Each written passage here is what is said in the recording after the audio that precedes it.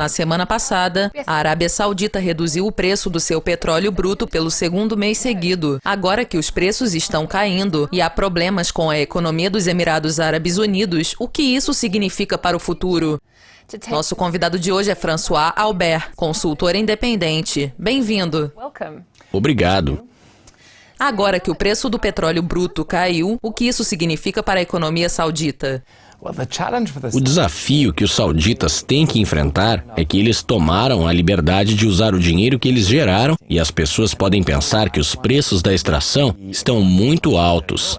E, na verdade, são muito baixos se compararmos a outros lugares. Eles estão gastando boa parte desse dinheiro e é considerado, nos dias de hoje, que o ponto de equilíbrio seja em torno de $85. Então, isso significa que qualquer valor abaixo de $85 mostra que os sauditas estão usando suas reservas de dinheiro e qualquer coisa acima desse número é relativamente bom para eles. Eles estão jogando no momento porque o preço está muito próximo a $85. Por outro lado, eles querem agradar os americanos por causa da nova crise no Iraque e no norte da Síria. Esse é um inimigo que realmente assusta os sauditas. Então, eles realmente querem continuar agradando os americanos. Por isso, o preço especial para os americanos. Claramente, isso é algo que eles não querem manter no longo prazo. Então, vamos ver como o preço do petróleo irá se desenvolver.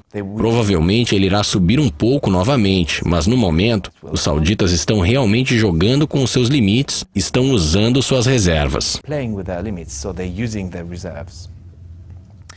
E sobre os bancos dos Emirados Árabes Unidos? Os bancos têm almejado um lucro maior proveniente de taxas neste ano para compensar o aperto nos lucros dos empréstimos, por causa de uma alta competitividade entre os bancos locais. Isso é uma maneira sustentável de conseguir dinheiro?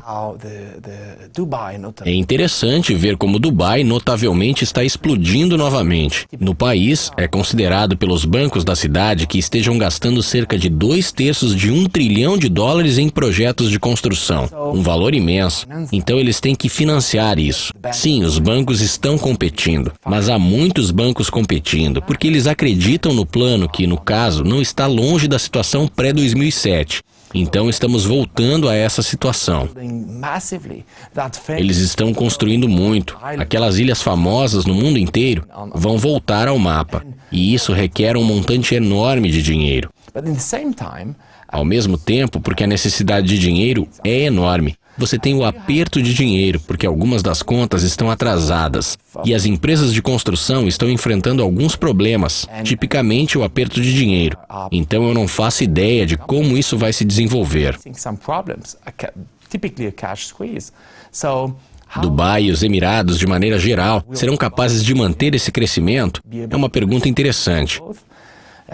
O que sabemos é que estão grandes novamente e podem estourar ou não. Dessa vez, o maior poder do mundo no momento tem o nome do líder de Abu Dhabi e não do líder de Dubai. E há uma razão para isso. Eles que salvaram as coisas da última vez.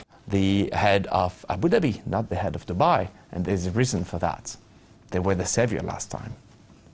E eles irão salvar a situação novamente? Provavelmente não, porque eles não têm dinheiro para isso. Mas a que preço? Essa é a pergunta principal. E por fim, vamos falar sobre o Kurdistão, que tem estado nas notícias recentemente. Qual é a sua previsão para o futuro?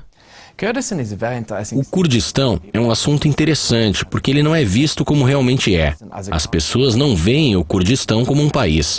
Mas o Kurdistão sempre esteve aí. São pessoas reais e, tecnicamente, têm o direito de ter autonomia. Um direito que lhes tem sido negado por tanto tempo. Se você analisar o Kurdistão, eles têm um passado brilhante. Saladin era curdo e as pessoas não sabem disso.